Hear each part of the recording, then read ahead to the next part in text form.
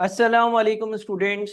आज के इस वीडियो लेसन में हम स्प्रिंग 2025 का क्वेश्चन नंबर 3 डिस्कस करेंगे। और ये specific question triple A model जो हम पढ़ चुके हैं उससे रिलेट करता है। अगर हम ट्रिपल ए मॉडल को थोड़ा सा रिकैप कर लें तो हमने ये पढ़ा था कि जो अमेरिकन अकाउंटिंग एसोसिएशन यानी कि जो ट्रिपल ए मॉडल होता है वो एथिकल डिसीजन मेकिंग के लिए एक 7 क्वेश्चन प्रोसेस लेकर आया है। और 7 अलग अलग क्वेश्चंस होते हैं जो कि आपके स्क्रीन पर भी आपको नजर आ रहे होंगे। Such as what are the facts of the case, what are the ethical issues in the case, what are the norms principles and values related to the case, what are the alternative courses of action, यानी कि क्या क्या मुख्तलिफ courses of action लिए जा सकते हैं। Best course of action that is consistent with the norms principles and values identified in step 3, consequences of each possible course of action, और what is the decision। यानी कि आप कोई भी डिसीजन लेते हो तो उसके लिए ये 7 अलग अलग सवालात हैं जिसको आप जवाब करते हुए ये डिसाइड करते हो कि हमें क्या करना होगा। अब आपके सामने इससे रेलेवेंट एक पास पेपर का क्वेश्चन है और ये स्प्रिंग 2025 का क्वेश्चन नंबर 3 है। इसको पहले मैं रीड करता हूँ, फिर हम इसके आंसर को डिस्कस करते हैं। ये क्वेश्चन आपके लिए 10 मार्क्स के लिए आया था। 10 मार्क्स का मतलब ये हो गया कि एक सिग्निफिकेंट नंबर ऑफ मार्क्स हैं। और आपको जो ये 7 सवालात हैं ट्रिपल ए मॉडल के, ये याद रखने होंगे। जो भी आपका सिनेरियो होगा उसमें आपने यही 7 सवाल जो हैं इसके हिसाब से अपना आंसर जो है वो डॉक्यूमेंट करना होगा। तो चले सिनेरियो को पहले पढ़ते हैं। लिखा हुआ है ग्रीन ग्रोव ऑर्गेनिक्स इंस जीजी, a global leader in palm oil production, claims to prioritize sustainability and social responsibility। एक कंपनी है, पाल्म ऑयल की वो प्रोडक्शन करती है और वो ये कहती है कि सस्टेनेबिलिटी और सोशल रिस्पॉन्सिबिलिटी का हम खास ख्याल रखते हैं, इसको हम अपनी प्रायोरिटी पर रखते हैं।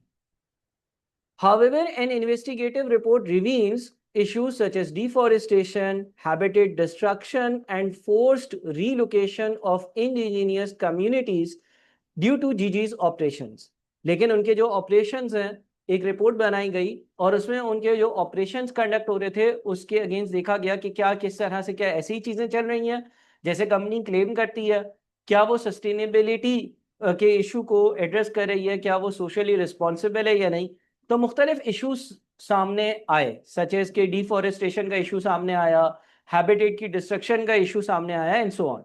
यानी कि जो रिपोर्ट फाइंडिंग्स है, रिपोर्ट्स की जो इन्वेस्टिगेशन है उसमें कंपनी ने जो डिक्लेयर किया हुआ है उसके बिल्कुल ही अगेंस्ट जा रही है। उसके बाद लिखा हुआ है indigenous communities have lost access to vital resources including clean water, food and medicinal plants. G G has also been accused of suppressing dissent through legal intimidation and manipulation. तो बहुत सारे बहरहाल आपके सामने इश्यूज हैं जो इस चीज को एड्रेस करें कि जैसा कंपनी कह रही है कंपनी उसके ऑपोजिट चल रही है। Sadaf Kanwal, who was recently hired as an assistant internal auditor on 6 months probation, has been tasked with verifying GG's sustainable palm oil sourcing। अब ये जो आपके सामने एक नाम दिया हुआ है सदफ कंवल, ये कौन है? ये असिस्टेंट इंटरनल ऑडिटर है। एक्सटर्नल ऑडिटर्स और इंटरनल ऑडिटर्स के बीच में आपको जो डिफरेंस है वो मालूम होगा। इंटरनल ऑडिटर्स वो होते हैं जो कंपनी के इंटरनल होते हैं, कंपनी के अंदरूनी होते हैं, और वो इसी तरह से एक ऑडिट परफॉर्म करते हैं, देखते हैं कि भाई सारी चीजें जो है वो इंटरनली ठीक चल रही हैं या नहीं चल रही हैं।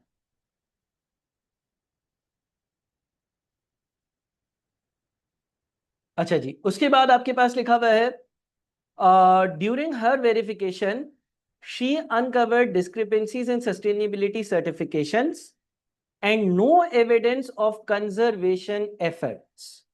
यानी कि उसने ये नोट किया कि कुछ डिस्क्रिपेंसीज थी किसमें, सस्टेनेबिलिटी के जो सर्टिफिकेशंस हैं उनमें, और साथ में कोई ऐसा एविडेंस नहीं था जो इन सारी चीजों को जो कंपनी बोल रही है उसको सपोर्ट कर रहा हो, उनके एफर्ट्स को शो कर रहा हो।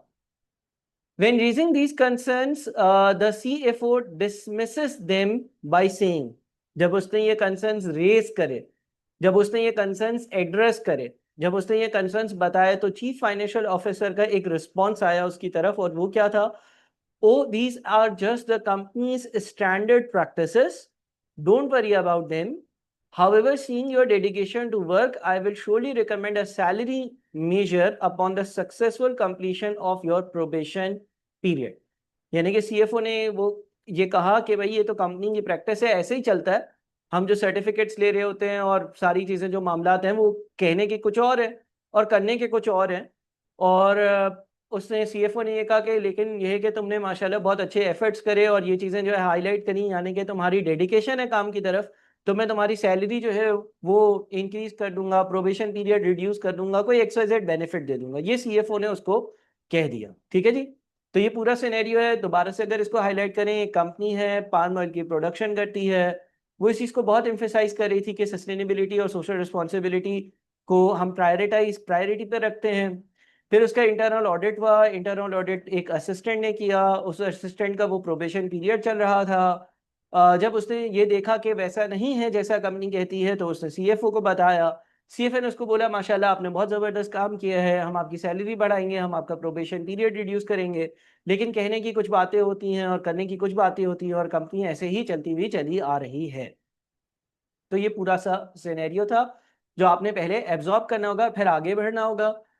अब अगर हम इसका क्वेश्चन देखते हैं, तो हमसे पूछा हुआ है apply the 7 step decision making process as outlined in the American Accounting Association AAA model addressing ethical concerns.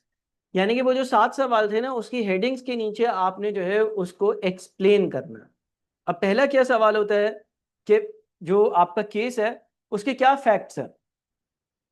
तो establishing the facts of the case, what are the facts of the case, आप कोई भी एक particular heading देंगे। यहाँ पर heading दी गई है establishing the facts of the case, यानी कि आखिर क्या डिस्कस हो रहा है, केस किस बारे में, क्या हो रहा है, यहाँ पर क्या लिखा हुआ है। तो ये कहते हैं GG is contributing to deforestation, habitat destruction and forced relocation of indigenous communities. The assistant internal auditor has discovered discrepancies in sustainability certification and minimal evidence of conservation efforts. The CFO dismissed the AIA's findings as a standard practices while offering a benefit, shortened probation period that may influence her objectivity.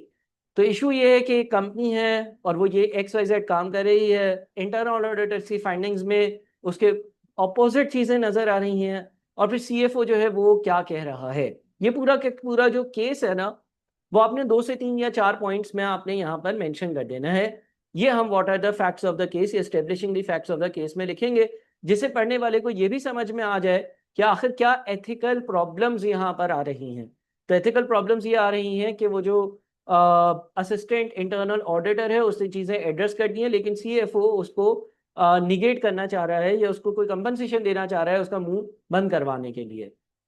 Identifying the ethical issues, GG's operations contradict its claim of sustainability and social responsibility. ये main issue है ना, company कुछ कह रही है और कर कुछ रही है, ये मेन एथिकल इशू है। आप बोल रहे हो कि हम बहुत एथिकल हैं, हम बहुत सारा सस्टेनेबिलिटी पर और हम बहुत सारा जो है वो क्या कहते हैं सोशल रिस्पॉन्सिबिलिटी पर एफर्ट्स लगाते हैं, लेकिन ऐसा है नहीं। CFO's attempt to influence the AIA's objectivity through the offer of a benefit, neglect of indigenous communities rights and environmental degradation, ये सारे ethical issues हैं इस specific case से relevant. Principal rules and values involved, the AIA's responsibility to maintain integrity, objectivity and professionalism in her audit. देखिए एक auditor होता है, उसको इंडिपेंडेंट होना पड़ता है, ऑब्जेक्टिव होना पड़ता है, उसको कॉन्फिडेंशियल रखनी होती है चीज़ें, उसने प्रोफेशनल होना होता है, उसने ऑब्जेक्टिव होना होता है। तो यही यहाँ पर मसला है कि वो एक इंटरनल ऑडिटर है और उस पर ये सारी चीज़ें अप्लाई होती हैं। ये कोड ऑफ एथिक्स है या एथिकल प्रिंसिपल्स हैं जो एक ऑडिटर ने फॉलो करने होते हैं। The CFO's duty is to ensure ethical financial reporting and support transparency. CFO को भी ये चाहिए कि वो एथिकल चीज़ें करे, फाइनेंशियल डिस्क्लोजर्स जितने भी हैं वो एथिकली करेक्ट हो, ट्रांसपेरेंट हो। जीजी's obligations to uphold environmental and social commitment as part of its corporate responsibility. ये यहाँ पर प्रिंसिपल्स, वैल्यूज एंड जो रूल्स हैं वो हमें बताते हैं कि ऐसा होना चाहिए। ऑल्टरनेटिव कोर्सेज ऑफ एक्शन, अब देखें बहुत सारे कोर्सेज ऑफ एक्शन हो सकते थे। Number 1, accept the CFO's favour and overlook the discrepancies in her report. यानी कि वो जो असिस्टेंट इंटरनल ऑडिटर है वो सीएफओ ने जो फेवर्स दिए वो कबूल कर ले और रिपोर्ट पे उसके बारे में कुछ भी मेंशन ना करे। पहला ऑप्शन ये था। 2A, accept the CFO's offer but include the findings in a report. यानी कि वो सीएफओ की भी बातें सारी एक्सेप्ट कर ले, जी जी बिल्कुल सर, डन है ओके, और उससे भी फेवर ले ले, और फिर जब रिपोर्ट लिखने की बारी आए तो उसमें सारी चीजें मेंशन कर दे। Refuse the favour and take no further action on the findings, favour जो है उसको रिफ्यूज कर दे, सीएफओ को बोले भाई मुझे आपकी कोई फेवर नहीं चाहिए, लेकिन take no further action of the findings, of findings पर कोई भी एक्शन ना ले, यानी कि खामोश रहे। Refuse the favour and disclose the findings in a report, और आखिरी जो है वो ये है कि वो किसी भी किस्म का फेवर भी ना ले और रिपोर्ट में भी सारी चीजें वो बता दे। Matching norms, principles, and values. Accepting the favor compromises the AIA's integrity and objectivity. Refusing the favor aligns with professional principles of ethics and transparency. अब देखें, हमें जो है ना पॉइंट नंबर 4 और 3 को कंपेयर करना है। 3 में जो चीजें लिखी हुई थी वो ये थी कि भाई इंटरनल ऑडिटर को ऐसा ऐसा ऐसा होना चाहिए।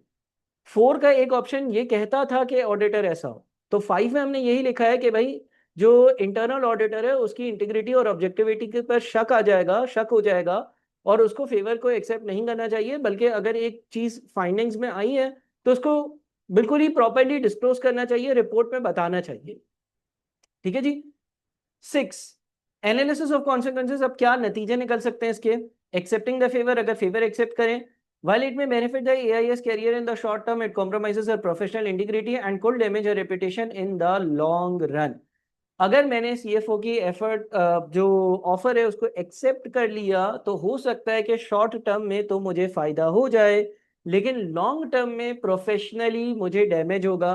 मेरी एक रेपुटेशन क्रिएट हो सकती है कि भाई इसको थोड़ा सा रिश्वत दो या थोड़ा सा इसकी फेवर करो तो ये हमारे हक में बातें कर देगी। ठीक है जी, वो जो लड़की थी। तो एक तो ये आप रूट ले सकते हो। सेकेंड है रिफ्यूजिंग द फेवर, अगर मैं फेवर रिफ्यूज कर दूं, this may lead to potential career repercussions such as prolonging the probation period और strained relation with the CFO. जाहिर है अगर मैं सीएफओ की बात ना मानूं और उसको अपोज करूं, उसको बोलो नहीं भाई मुझे आपकी कोई फेवर नहीं चाहिए, मैंने तो ये रिपोर्ट में बातें लिखनी ही लिखनी है, मैं इंटरनल ऑडिटर हूँ, ऑब्जेक्टिव हूँ, इंडिपेंडेंट हूँ, और प्रोफेशनलिज्म के हिसाब से मैं आपके इन गिफ्ट्स को या इन फेवर्स को एक्सेप्ट नहीं करती हूँ और सारी चीज़ें डिस्क्लोज होंगी। तो इसमें क्या होगा, इसमें जो सीएफओ है ना वो आपसे एक फ्रिक्शन में आ जाएगा।